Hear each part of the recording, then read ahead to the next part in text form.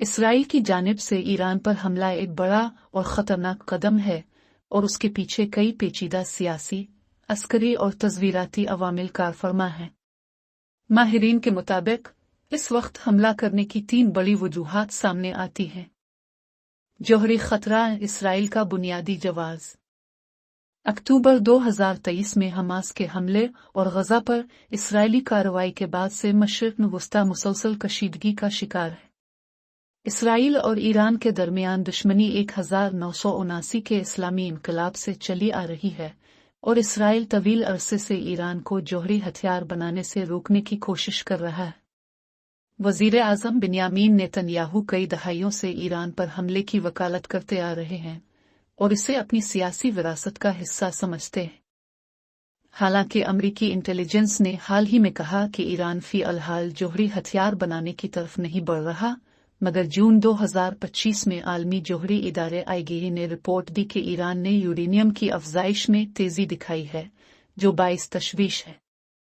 दूसरी जानिब इसराइल खुद जौहरी हथियार रखता है, लेकिन इस पर कोई बैन अल-अक़वामी निगरानी नहीं होती। ईरान का दिफाई नेटवर्क कमज़ोर हो चुका है। ईरान का खिते में इत्तेहादियों का नेटवर्क, जिसे महवर मुज़ाहमत कहा जाता है, खासा कमज़ोर हो चुका है, खुसूसन हिज़्बुल्लाह, लबनान, जो ईरान का अहम इत्तेहादी और इसराइल के खिलाफ दिफाई फ्रंट था। इसराइल ने अक्टूबर 2023 के बाद हिज़्बुल्लाह पर शदीद हमले किए, इसके कई कमांडर मार दिए और उसकी जवाबी कार्रवाई की सलाहियत को तकरीबन ख़त्म कर दिया। ये वो ताकत थी जो माजी में इसराइल को ईरान पर हमले से रोकती रही, लेकिन अब जब हिज़्बुल्लाह कमज़ोर हो चुका है, इसराइल की जानिब से ईरान पर हमला एक बड़ा और ख़तरनाक कदम है और उसके पीछे कई पेचीदा सियासी, अस्करी और तस्वीराती अवामिल कारफरमा हैं। माहिरीन के मुताबिक इस वक्त हमला करने की 3 बड़ी वजूहात सामने आती हैं। जौहरी खतरा, इसराइल का बुनियादी जवाब। अक्टूबर 2023 में हमास के हमले और गजा पर इसराइली कार्रवाई के बाद से मशरिक़ वस्ता मुसलसल कशीदगी का शिकार है।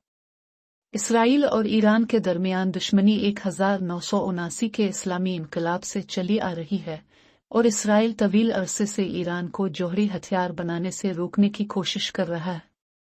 वज़ीर आज़म बिन्यामीन नेतन्याहू कई दहाइयों से ईरान पर हमले की वकालत करते आ रहे हैं और इसे अपनी सियासी विरासत का हिस्सा समझते हैं।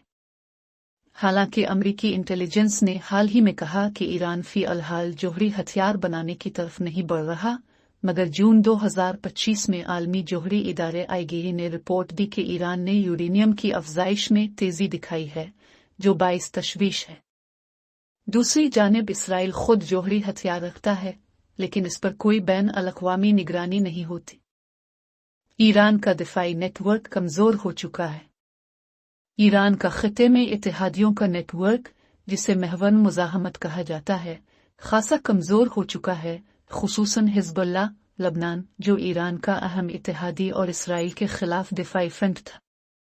इसराइल ने अक्टूबर 2023 के बाद हिज़्बुल्लाह पर शदीद हमले किए, इसके कई कमांडर मार दिए और उसकी जवाबी कार्रवाई की सलाहियत को तकरीबन ख़त्म कर दिया। ये वो ताकत थी जो माजी में इसराइल को ईरान पर हमले से रोकती रही, लेकिन अब जब हिज़्बुल्लाह कमज़ोर हो चुका है, इसराइल ने मौका मुनासिब समझा। अमरीकी सियासी मंजूरी, ट्रंप फैक्टर। इसराइल की ईरान पर हमले की तैयारी बरसों से जारी थी, लेकिन इसमें अमरीकी हिमायत हमेशा एक रुकावट रही। साबिक़ सदर ट्रंप के दौर में यह मुज़ाहमत कमज़ोर हुई। अगरचे वो बज़ाहिर ईरान के साथ मुज़ाकरात चाहते थे, लेकिन साथ ही इसराइल के बयानिए को भी तक़वियत देते रहे।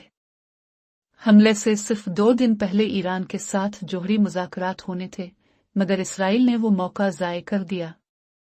बाद में ट्रंप ने इंदिया दिया कि ईरान को 60 दिन का अल्टीमेटम दिया गया था, और जैसे ही वो वक्त ख़त्म हुआ, इसराइल ने कार्रवाई कर दी।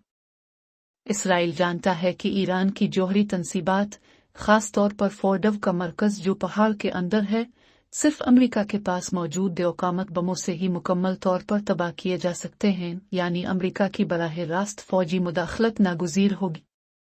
और इसराइल शायद इसी को भड़काने की कोशिश कर रहा है।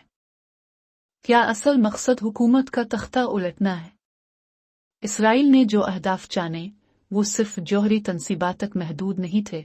इसने ईरान के फौजी रहनुमाओं को मारा, इसकी रियासती मीडिया को निशाना बनाया और अब इसके वजीर दिफा खुलम खुला ईरान के सुप्रीम लीडर को हदफ बनाने की बात कर रहे हैं। कुछ मुबस्सरीन के मुताबिक इसराइल ईरान के जौहरी प्रोग्राम को महज बहाना बनाकर हुकूमत गिराना चाहता है, यानी रेजीम चेंज। लेकिन तारीख गवाह है कि जबरदस्ती हुकूमतें गिराने की कोशिशें अफगानिस्तान, वियतनाम, लबनान, गजा कहीं भी तबाहकुन साबित हुई है। क्या असल मकसद हुकूमत का तख्ता उलटना है? इसराइल ने जो अहदाफ जाने वो सिर्फ जौहरी तनसीबात तक महदूद नहीं थे।